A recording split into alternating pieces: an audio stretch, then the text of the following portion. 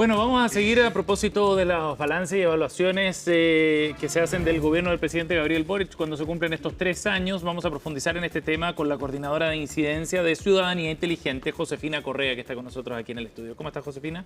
Muy bien, muchas gracias. Gracias por la invitación. Bueno, ustedes desarrollan este trabajo del dicho al hecho, ¿no? Para poder indagar efectivamente en el avance de los programas de gobierno y del cumplimiento precisamente de los compromisos de campaña. ¿Cuál es el balance en términos generales que se hace del gobierno del presidente Boric?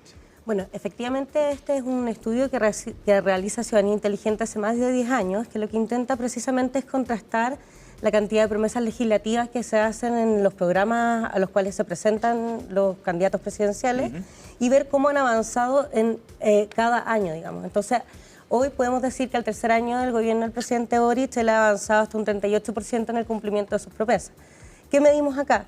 Acá medimos la voluntad y el compromiso con esa promesa. Es decir, de este 38% no son únicamente proyectos presentados por el Ejecutivo, sino donde ha mostrado el Ejecutivo una voluntad de avanzar legislativamente, entendiendo que nuestro modelo es un modelo de colegislación. Es decir, no solo se requiere al presidente, digamos, claro, y voluntad, sino que también la participación del Congreso y de alguna manera también movilizar ese Congreso. Recordemos que en nuestro sistema presidencial, igualmente, el presidente de la República tiene sistemas de establecer urgencia o maneras de ir presionando de alguna manera el avance de los proyectos. Por lo tanto...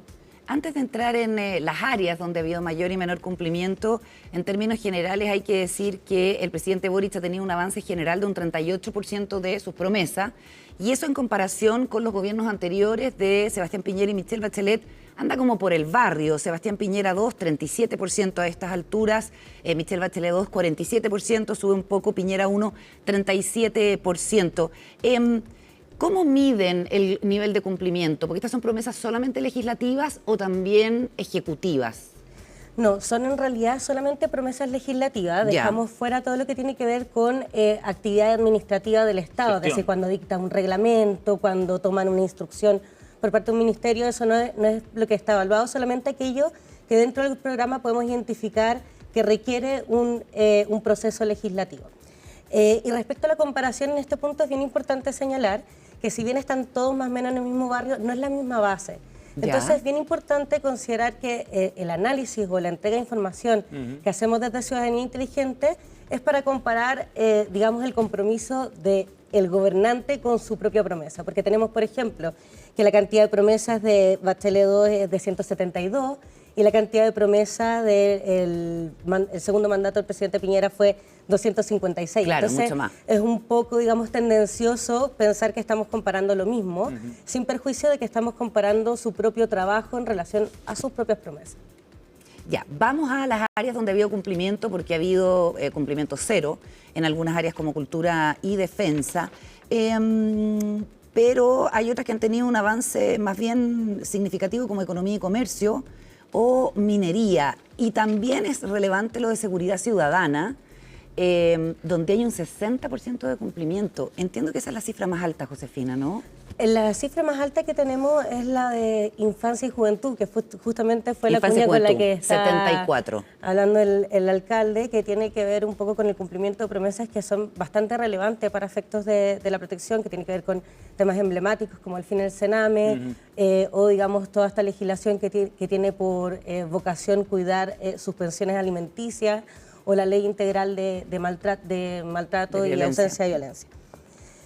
Ese es el área que tiene mayor cumplimiento.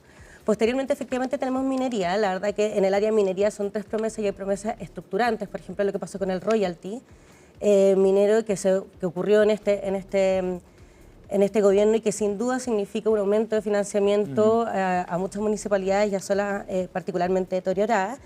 Y también, efectivamente, en economía, si bien no está dentro de los porcentajes más altos, sí debemos reconocer que desde el segundo año de gobierno a este tercer año de gobierno aumentó casi un 15% las promesas que estaban vinculadas a esa área.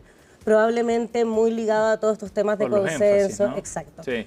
Josefina, ahora, de todas maneras es interesante ver que aparezca seguridad, por ejemplo, como una de las áreas de mayor cumplimiento, sin que haya sido una prioridad del gobierno inicialmente. El propio presidente lo reconoció en su momento. O sea, también hubo una adaptación en el camino, digamos, dadas las circunstancias políticas. Exacto. Incluso ahí se dan ciertas particularidades en el análisis del estudio que, si quieren, digamos, entrar y profundizar, pueden entrar a la página del dichoderecho.cl, que tiene que ver precisamente que como seguridad tal vez no era un bloque tan establecido de regulación. Hay promesas, por ejemplo, que tuvimos que ponderar con múltiples proyectos. Sabemos que la agenda que ha sacado de seguridad este gobierno es amplísima, sí. No necesariamente eficaz. Vamos a ver eso en el camino y en la historia de cómo se implementan las políticas públicas, pero sin lugar a duda hay ciertos elementos que son estructurantes. Por ejemplo, el Ministerio de Seguridad y esta división que se realiza del Ministerio del Interior a tener una cartera específica en relación a este tema. Ahora, quisiera tomar un poco la pregunta anterior porque, claro, hay cosas que no han avanzado. Nombraron un par, pero para Ciudadanía Inteligente en particular es bastante delicado no tener avance en temas de democracia y en temas de pueblos originarios. Creemos que ahí, de alguna manera, podemos tomar como cierta alerta respecto a ciertas cosas estructurantes también de este gobierno que tiene que ver con una democracia más inclusiva y también con la 0% de cumplimiento en pueblos originarios. Cero cumplimiento. La verdad es que ninguna de las cosas que ha realizado este gobierno ha sido conducido a través de manera legislativa. No podemos reconocer de que hay un compromiso administrativo que se entiende a través de este plan de buen vivir y, digamos, la Comisión por la Verdad y Entendimiento, pero nada de eso ha tenido un reflejo legislativo. Nosotros esperamos en que se supone que esta comisión va a generar consenso y va a permitir un avance sustancial en materias que han sido sumamente relegadas. Es decir, al final, a este mismo periodo, el presidente Piñera había cumplido, creo que, un 12% en relación a pueblos originarios y la presidenta Bachelet un 28%. O sea, sigue pareciendo un problema de inclusión social relevante. Claro, de todos modos también tiene que ver con el momento político y social que se va viviendo, ¿cierto? Ahí las demandas habían sido súper invisibilizadas, después viene el proceso constitucional, que el péndulo se va para el otro lado. Pero hay cuestiones preocupantes como el 0% de cumplimiento en defensa, que son 7 promesas, las 7 sin progreso, porque una de ellas es el control civil sobre los gastos de las Fuerzas Armadas, según muestran ustedes en Del Dicho al Hecho, fortalecer el control civil sobre el financiamiento y ejecución presupuestaria de las Fuerzas Armadas, mayores atribuciones de auditoría, supervisión y fiscalización al Ministerio de Defensa, al Congreso y a la Contraloría.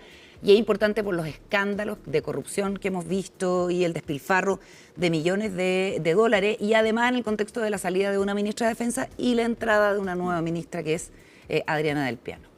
Sí, es sumamente complejo, sobre todo porque estos son como de los temas que a Chile le ha costado asumir en términos de transparencia. Recordemos que Defensa además tuvo gastos, una ley reservada, de manera directa, y de alguna manera son como ciertos compactos que tiene nuestra democracia donde la transparencia y la probidad no han podido entrar mucho. Lo cierto es que se planteó desde el gobierno, cuando hacemos un contraste respecto a este estudio, que lo hacemos con todos los gobiernos siempre, nos señalan de que algunas de estas cosas estarían cumplidas en términos administrativos, pero la verdad para efectos del estudio eso no nos es relevante, porque para nosotros el compromiso legal tiene un peso totalmente distinto al administrativo. El administrativo se puede cambiar apenas cambia un nuevo gobierno. Pero sin lugar a duda que hay un tema estanco y hay un tema que debiésemos abordar con cierta seriedad, sobre todo cuando tenemos que hablar de temas de seguridad, y de seguridad no solo en términos estrictos de la sensación de inseguridad social en la vía pública. Recordemos, a mí me encanta poner este ejemplo, que para el caso del terremoto del 27F, los sensores